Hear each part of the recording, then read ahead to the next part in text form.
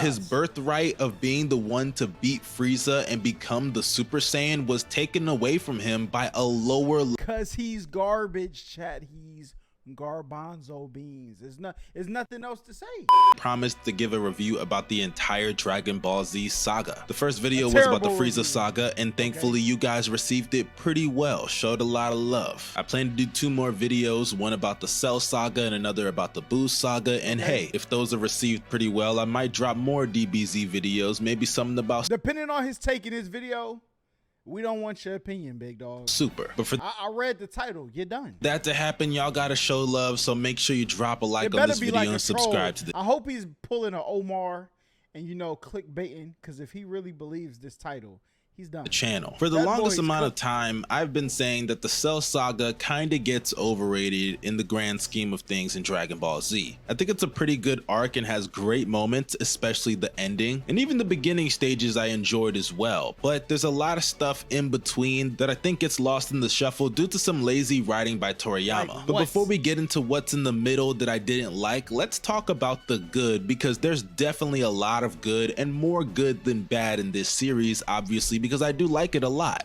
More good than bad, but it's overrated? Yo, please, please. Oh, man. Oh, man.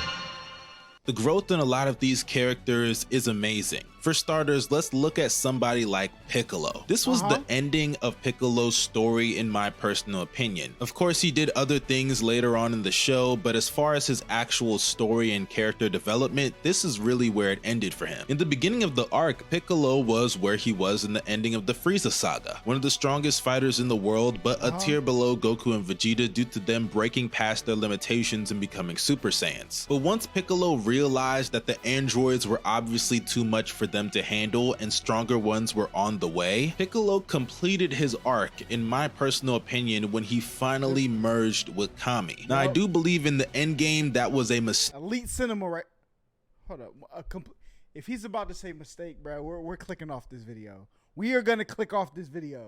Because it killed the merged with Kami. Now, I do believe in the end game that was a mistake because it killed a lot of Piccolo's importance in future arcs, but we'll get to that in another video. As far as him going to merge with Kami, it finally ended Piccolo's story as a character, at least with the story they were trying to tell. Piccolo was a spawn of evil. He hated Kami. Even when he reluctantly joined the Z Fighters, he resented him. So for Piccolo to merge back with Kami, it really took a lot of pride to be swallowed, and it showed that Piccolo was not the same person that he used to be. And it's crazy ironic that he did that right after telling the Z Fighters, hey, I am not your friends, I'm only doing this to further my own plans for world domination. And as soon as bro, we know Piccolo just chatting though, bro. My man's nurturer of the year, raised Gohan like we know who Gohan real dad is, okay? As he said that, Krillin was like, but my man's just yapping. He's a yapper, certified yap campaign. yeah, that's a bunch of bullshit. We know you're just chatting. That's why told you.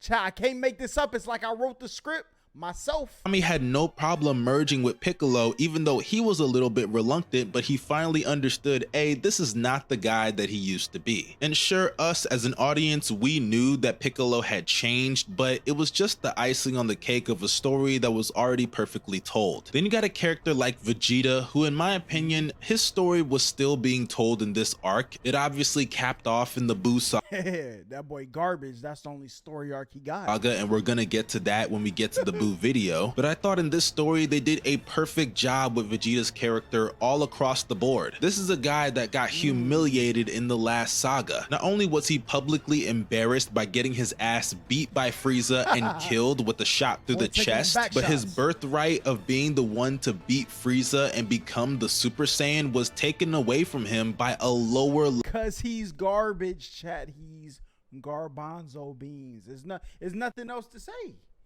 Yo, this is a Vegeta slander space, okay? This is not a safe place if you're a Vegeta fan.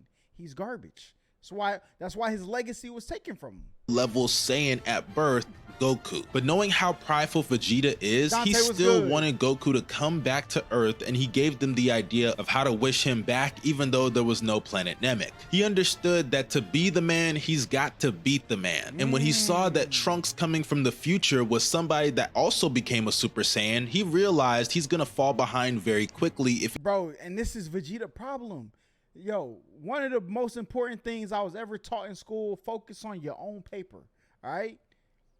Vegeta always worried about somebody else. Be you, big fella. But the reason he be worried about other people is because he's only lit because of other people. The Prince of all Saiyans. Your daddy was a king. You're a buster. I'm sorry to tell you. if he doesn't push himself past his limitations. And Are finally, you we hating on were Vegeta? able— Yo, I'm Vegeta #1 hater. If there's a bigger hater than me of Vegeta, send me a link and let me see.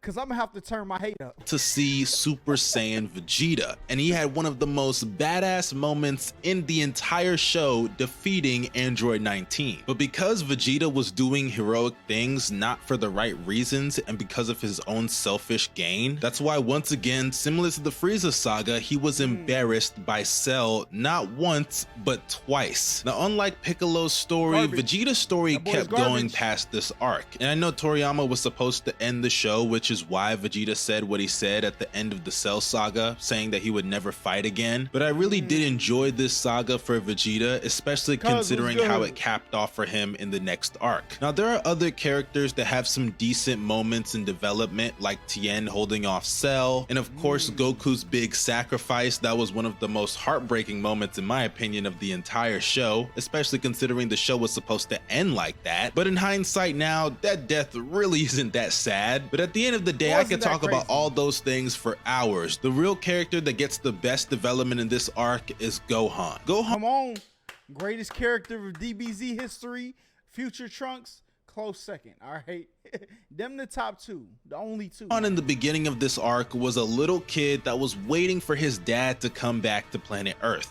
That's all. Chi-Chi was making him study, he wasn't even training, but once they found out that Frieza was coming to Earth, he realized that, damn, I gotta get my shit together real quick. Because then the androids were announced by Trunks coming from the future, and when the androids finally came, Gohan did his training, but unfortunately Goku got hit with the heart virus, and that ruined all their plans. Thankfully, they were able to get their shit together, but unfortunately the androids were the least of their worries in the grand scheme because Cell shows up. To Gohan, he's looking at all this stuff and saying, damn, can my dad really handle all this? Because he's been trained and conditioned his whole life to believe that his dad is always going to save the day. And that's why I really enjoyed the footage they gave us of Goku and Gohan in the hyperbolic time chamber, because it really gave us insight into their relationship. Goku sees Gohan as someone with so much potential that can supersede him one day as the protector of Earth. Meanwhile, Gohan just fights really because he has to, and that's why he doesn't really push himself to his limits the way Goku wants. To him, he's just like, I'm gonna—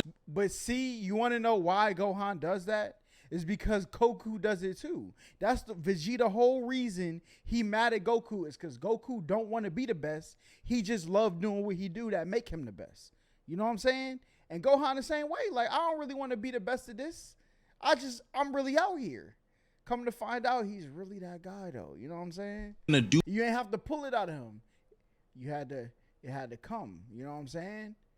Pause. Do my part, but my dad is going to always save the day. That's how it was with the Saiyans, that's how it was with the Ginyu Force, and that's how it was with Frieza. But when push comes to shove and Goku simply is not strong enough to beat Cell, he tells Gohan, now is your chance. This is what I've been preparing you for this whole time. And we're finally able to see Gohan at his full potential defeating Cell. The fight was never anything super technical. It started off with Cell just beating the shit out of Gohan, and then once he realizes that Gohan needs to be pushed to reach his peak, Cell, with a little bit of Saiyan in him, wants to see that part of Gohan. So he not only tortures Gohan, but tortures his loved ones as well with the Cell Juniors. Now, I will admit, it is a little weird that it took Android 16 to be the one to push him over the edge, but the speech that Android 16 gave to Gohan made a lot of sense. Gohan in that moment understood that 16 was somebody that was just trying to enjoy the pleasures of life, even though he was never meant to. And 16 told him, Cell does not appreciate those things the way that I do. He was created to destroy, and that's all he's going to do. And right as soon as he said that, Cell destroyed Android 16, which just reinforced his point. And just like that, Gohan became the warrior that we all knew he. Bro, come on.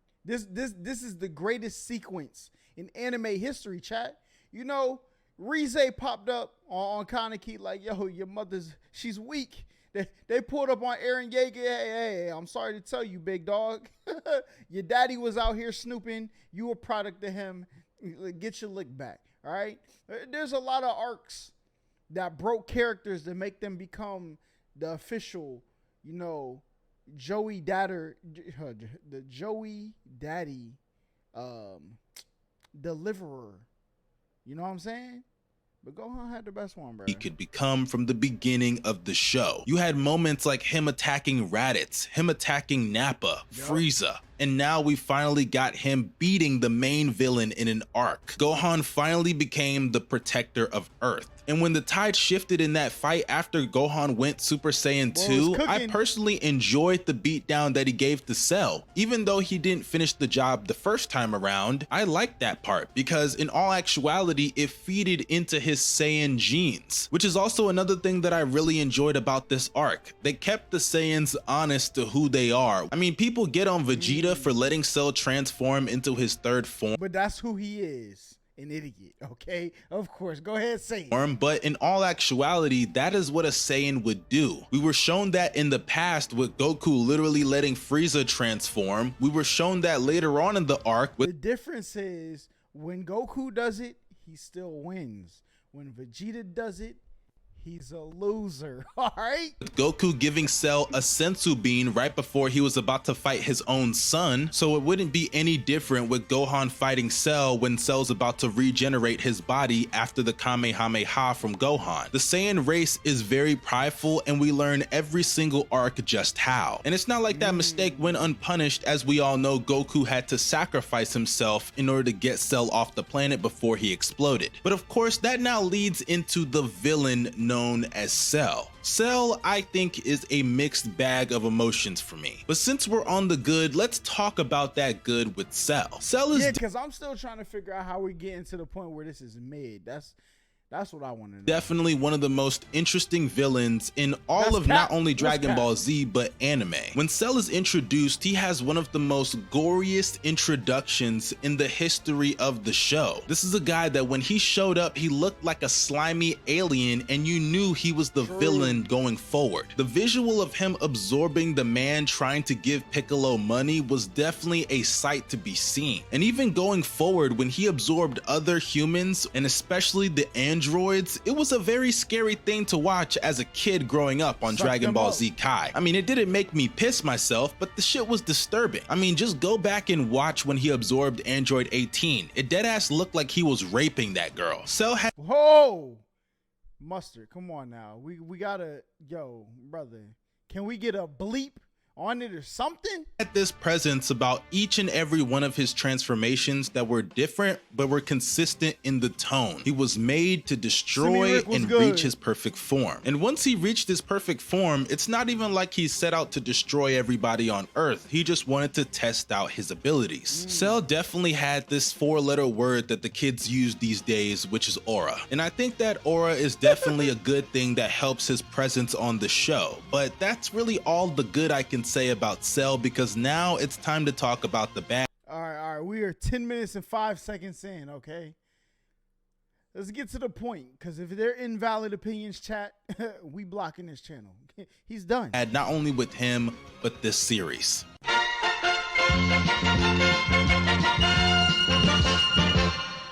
Since we're on the topic of Cell, let's talk about the villains in this arc, because I have a lot to say. The villains in this arc are pretty mediocre in my opinion, outside of obviously perfect form Cell. To go from somebody like— Yo, Yo, take this man's mic, please. Like Frieza immediately towards the androids, I think was a huge step down. Now I understand that Frieza had things that the Cell Saga was never going to have. He was built up from basically the beginning of Dragon Ball. I mean, sure, we didn't know it, but the whole reason why Goku came to Earth was partially due to Frieza. But I'm not even talking about the attachment of certain characters towards our main characters, because that I could really care less about. My issue is that these villains either lack personality or motivations. Let's start off with the androids, because let's go in chronological order here. Okay. Android 19 and Dr. Gero made sense. Dr. Gero, banger character. In their motivations. Gero wanted revenge on Goku for the Red Ribbon Army stuff in Dragon Ball, so it was understandable. But please, tell me a single character trait about Dr. Gero and Android 19. Think, Mark! Think, Mark! Think, Mark! Spoiler alert, you can't. These guys You can though, but you gotta understand the bigger story of the Cell Saga, bruh. But you know, sometimes in life chat, you would sound crazy explaining something to somebody when they just don't know, you know? So if I give my points, they're gonna call me a madman. All I'm gonna say is, you probably watching this at home, oh yo, Mustard, he got some points. Come back to this video in like 3 years and you're gonna be like, yo, I wonder if this is what Holla was talking about. Guys were extremely boring, the epitome of nothing to their character. And sure, in the end, they didn't end up becoming the main villain, but that was obviously for a reason. Toriyama had to keep rewriting it because he couldn't get them right. And when you move on to the next androids, Android 17 and Banger 18, they had a little bit more personality. I mean, sure, they were bratty teenagers and that's why he had to change it to Cell, but it was at least a step up from Android 19 and Dr. Gero, who were just emotionless beings. The only problem though with I think that's the whole point in the saga though. Android 17 and 18 is that they have no motivations whatsoever. I did not understand what was their goal throughout the entire arc. They kept saying they wanted to find Goku, but we were already told that these androids were different than the ones in Trunks' timeline. Not only were they stronger than those androids, but they also weren't as evil. And I'm confused by that, because if they're not as evil, why are they still trying to go after Goku? And then you talk about a lack of Androids, computer, programming, cell, environment, bro, it's just too many levels. All right, Dragon Ball Z was really chatting in this saga. Personality. I almost forgot about Android 16. He is just there to be there. Honestly, a waste of a character. There's nothing about him interesting. There's nothing about him that has real motives that he sticks to. He was designed to beat Goku, but he doesn't even follow through with that at all. And then he commits one of the dumbest actions I have ever seen in a show. If you guys remember, Dr. Gero gave him a self-destructing device that he was going to use obviously on Goku. But when he was getting repaired by Bulma and her dad later on in the arc, they removed the bomb from Android 16. 16 later on tried to use that bomb on Cell, but obviously he didn't know the bomb was gone. That later led to 16 being destroyed by Cell, but the thing that's so stupid about this is that they showed a flashback of Bulma and Dr. Briefs removing the bomb out of 16, and they even revealed that that bomb could blow up the Earth. That bomb is no ordinary explosive. He could take out the whole planet with that thing. Goodness. Bro. Mustard. Oh my goodness. Oh my. Now you guys may say it's a little bit of a nitpick, but I think it's really stupid that Android 16 was going to blow up the Earth just to stop Cell. Now maybe you could— Bro, but that's what people do. Bro, listen. In real life, people, they get sick and die. And for the things that could cure these people, people are willing to pillage the world to obtain those things. It's literally a analogy to human. Yo, bro, I'm really cooking right now. I'm really cooking. could explain. But he don't get it though. That's what it would take to completely eradicate. Even his name is Cell, bruh. Whatever. I'm done. Explain that by saying, let Mustard get these L takes off. hey, maybe he didn't know that bomb could destroy the Earth. Well, then my response to that is, why even have us question all this? It's self-destruct. He's not going to be there to know that it destroyed the Earth. He did what he had to do to make sure Cell is done. You see, they shot the Kamehameha wave. Cell pulled right back up like, you thought you got rid of me. Okay. See, Android 16 is about to take out everything. This shit in the ain't no coming back. first place by putting that detail in the story. It quite frankly just makes Android 6 this shit in the first place. Well, then my response to that is, why even have us question all this shit in the first place? Because it's another level. Does art imitate life, or does life imitate art? Mustard, listen. This is probably the worst take, besides people who say, okay, it's like on the list of worst takes, at the number 2 you have calling the Cell Saga mid. Okay, right above that, Vegeta's a good character. That's clearly the worst take you could ever have. Place by putting that detail in the story. It quite frankly just makes Android 16 look stupid. And that really seems to be a common theme with 16, 17, and 18. Their motives don't really make sense, and they divert from the plan of Dr. Gero, but they don't really give a real explanation why. I mean, I understand that Trunks goes back in time, and of course that changes everything, but why are they following some of the orders of Dr. Gero while also still destroying him and not being as evil? The androids aren't the only ones I have a problem with also in this show. I have a problem with Cell. Now, I know a lot of people love Cell, and hell, earlier on in this video I talked about the good things I like about Cell, but there are things about Cell that truly don't make a lot of sense and I don't like. For starters, Cell is pretty carbon copy of Frieza with the whole transformations thing, and that kind of becomes a theme in the next arc as well. But by this point in the show, I kind of realized what they were doing, and I just thought it was a lame ripoff and uncreative. And there are also moments about Cell that make him look like a coward. And sure, I like my villains to be a little bit cowardly, but unfortunately there's ways to do it and ways not to. Having Cell bitch and complain when Vegeta is beating his ass so he can transform to his third form, it doesn't make him look badass, it makes him look like a bitch. And it'd be one thing if this was the final fight of the show, but this is something in the middle of the arc. We're supposed to take this guy serious and he's bitching on his knees to Vegeta of all people. He should be doing that to him. And as I mentioned earlier, when it comes to the motivations of Cell, they're not really made. You say it's Vegeta's royal genes that make him trash, because King Vegeta is trash and weak, and he gets beat up by Frieza and gets stole by Beerus later. Clear. In the beginning, I understand it, right? He's trying to reach his perfect form, but once he reaches his perfect form, there's nothing more to his character. He doesn't have any real goals or motives other than destroying the Earth. I'm sorry if I'm not just gonna take destroying the Earth for the sake of it from my bro, I'm good. I can't do it. My main villains anymore. It's a played out cliche and it just doesn't work for me. Another thing about Cell that's pretty stupid is the loophole of him being able to come back to life after he blew himself up. That's the whole point.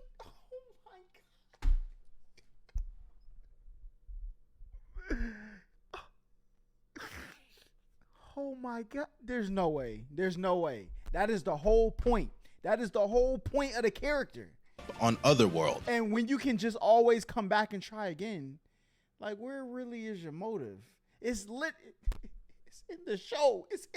Cell blows himself up after Goku transports him to Otherworld from Earth in order to preserve the planet, but somehow Cell survives the blast and is able to regenerate his body. This should not be possible. And not only is he able to regenerate his body, somehow he was able to gain the power of instant transmission. He tries to explain it by saying he has a nucleus in his head and if it's kept intact, he can regenerate, but that just doesn't work for me. We're just expected to He didn't go to science class, chat.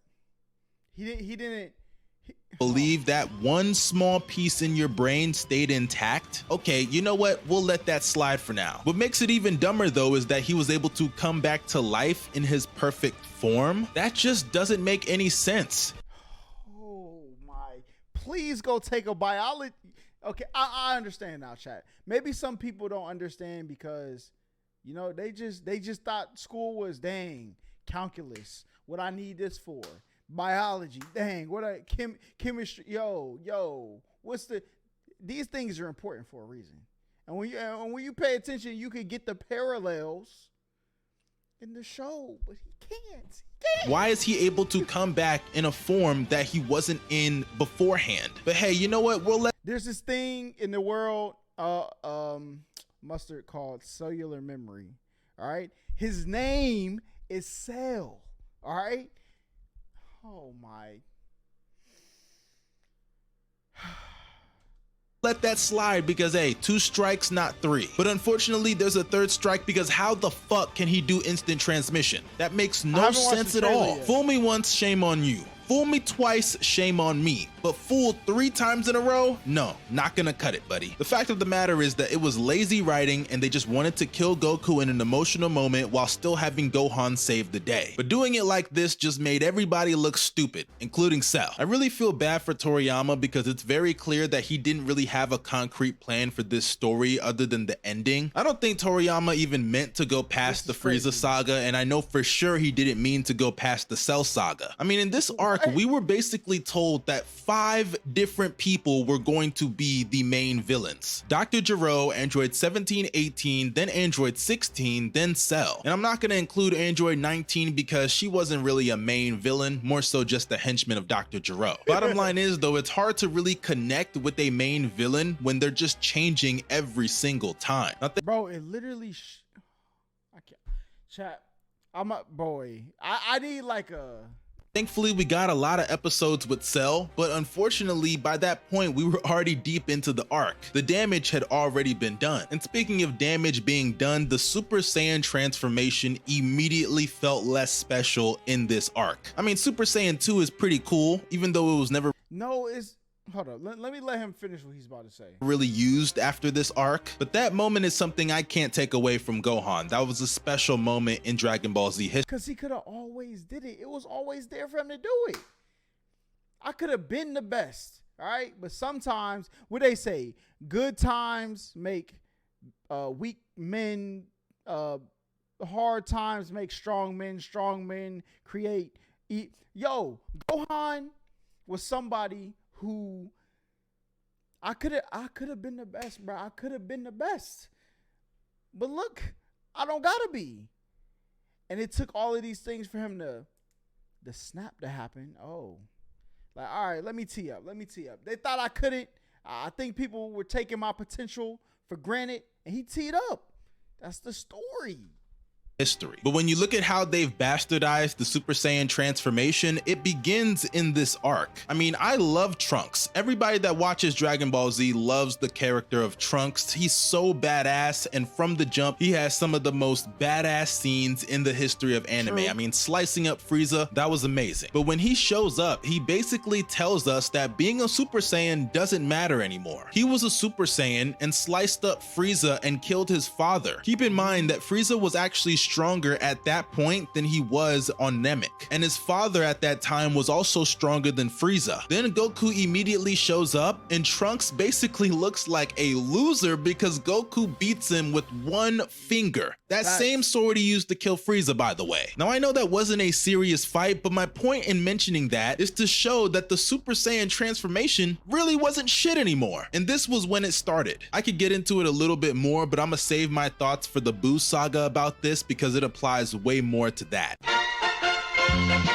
Yeah, this I don't know how you have an NBA basketball channel, cause boy, I'm gonna go listen to some takes over there, cause this is how you drawing conclusions. All right, I know it's full of bad takes.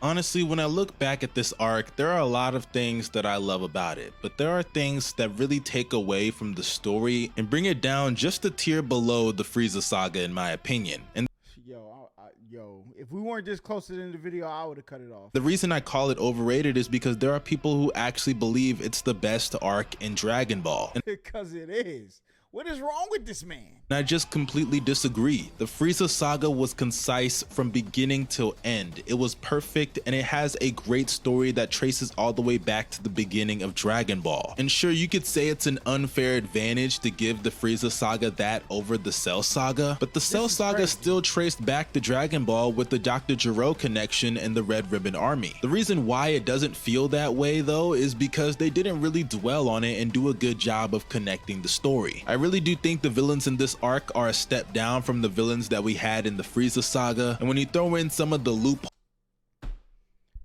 Tell me what villain from the Frieza saga besides Frieza is better than Android 17 and Android 18?